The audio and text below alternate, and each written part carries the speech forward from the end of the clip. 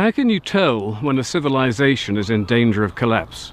Well, that's easy. It's when every leader of every country that makes up Western civilization no longer accepts reality and deals only in lies and cowardice when presented with genuine danger. In the midst of worldwide Islamic violence, war, terror, torture and rape, we're told Islam is a religion of peace, over and over again. It's a sign of total cowardice to state Islam is peaceful, when it is undoubtedly an ideology of supremacism and war. Islam is the Quran is Muhammad, and Muhammad was a warlord and a murderer. Now, Mecca today is the international shrine to Muhammad, but it didn't used to be. First he had to defeat the Meccans when they laid siege to his exiled home in Medina. Muhammad won the battle and was then involved in the execution by beheading of 700 Jewish male members of Medina's Qurayza tribe. The women and children were taken as slaves and sex slaves, and beheading, as we now know only too well, seems a particular favourite amongst Muslim murderers, and this is because it's instructed in the Quran in any number of verses. Quran 5:33. The punishment of those who wage war against Allah and his messenger is execution by beheading or crucifixion, or the cutting off of hands and feet from opposite sides. Quran verse 8:12. I will instill terror into the hearts of the unbelievers. Smite ye above their necks and smite all their fingertips off. Nice one. Quran 47:4. Therefore when ye meet the unbelievers, strike off their heads. So you see, Mr. Cameron, when Muslim murderers cut off soldiers' heads in London whilst quoting the Quran, it does, contrary to every lie that you've told, have everything to do with Islam. Now, David Cameron seems unaware that the perfect man in Muslims' eyes was a supremacist warlord, a murderer, and a sex enslaver of little girls. But then everything about Islam is supremacist. Islam translated means submission. Come on, what sort of a religion of peace calls itself submission? And what happens if you want to leave this religion of peace? You become an apostate, and the sentence for apostasy is death. So in other words, if you want to leave the religion of peace, you'll be killed. How peaceful is that, Mr. Cameron? Can't you see it? This religion of peace, this religion of Islam, kills its own women if they bring dishonour upon a family. Honour killings, honour violence, the stoning to death of adulteresses, the hanging of homosexuals. How can a religion which carries out these acts of savagery and barbarism possibly be considered a part of a peaceful religion? Again, I ask you the question, Mr. Cameron.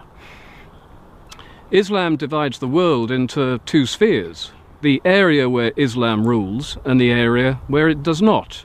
Now, the first is called the Dar al-Islam, which means the House of Islam, or the House of Submission, and the second is called the Dar al-Harb, which means the House of War.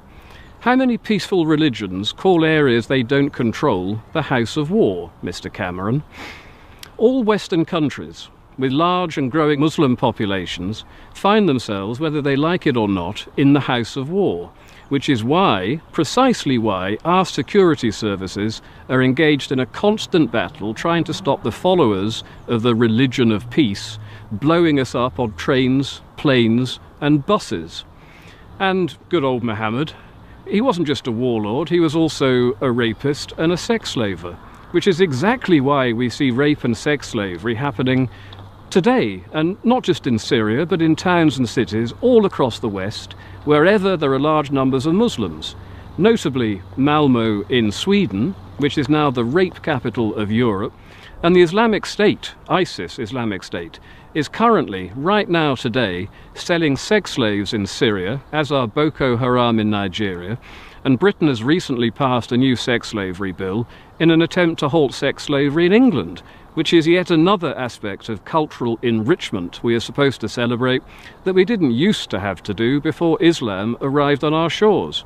And the reason why modern-day Muslims rape young girls in Western countries is because they don't recognise non-Muslim or infidel laws anyway, but young girls are deemed sexually permissible to Muslims in England because their perfect man Muhammad married one of his wives, Aisha, when she was 6, and consummated the marriage when she was 9. But you don't consummate a marriage with a 9-year-old girl, you rape her. And the Muslim rape epidemic carried out against non-Muslim underage girls in Britain is specifically down to Muhammad and the Quran. And no doubt the next time such a story breaks in England, when the next Rotherham one comes around, David Cameron will come out and tell us that not only is Islam a religion of peace, it's also a religion of sexual abstinence and purity. Now come on, Mr. Cameron, enough of your lies and your cowardice. You really can't deny reality any longer. Islam poses the greatest threat to our civilization we have ever seen. And the history of Islam consists of centuries of war against us, against the West. And today the Muslim population is growing 9 times faster than any other demographic in Britain, and demographers are predicting a Muslim majority amongst the young before 2050. What do you think the country will look like then? Do you honestly think we can avoid a civil war when expansionist Islam is so warlike, so intolerant, and so supremacist? And the thing is, you know, this could be dealt with today, but to appease it, as you're doing, Mr. Cameron, hoping it will eat you last like Winston Churchill's crocodile, is a total betrayal of your country and a total betrayal of our children and grandchildren.